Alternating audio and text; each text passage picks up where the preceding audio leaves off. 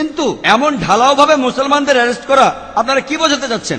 আমরা জানি যে 300 জনেরও বেশি নিরীহ মুসলমানকে মালাওয়ানিতে জড়ো করা হয়েছিল। 300 জনেরও বেশি। কি জন্য? জিজ্ঞাসাবাদের জন্য।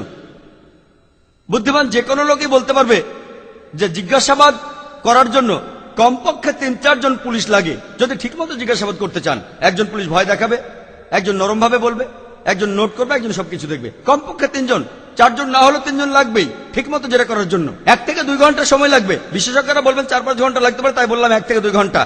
কতজনকে তারা জেরা করতে পারবে? মালাওয়ানি পুলিশ স্টেশনে কতজন পুলিশ থাকতে পারে? কতজন থাকতে পারে? একদিনে কতগুলো জেরা করবে? 10টা, 20টা, 30টা, 40টা? কতগুলো? কতগুলো? কতজন পুলিশ আছে সেখানে? বেশি হলে 100 জন, খুব বেশি যদি হয়। তারা 300-এরও বেশি লোককে জড়ো করলো, সারাদিন তাদের দাঁড় করিয়ে রেখে তাদের ঠিকানা আর টেলিফোন নাম্বার নিয়ে ছেড়ে দিল। আপনারা কি বোঝাতে যাচ্ছেন? এটা আমার অনুরোধ যে পুলিশের উচিত হবে মুসলমানদের কিছুটা বিশ্বাস করা।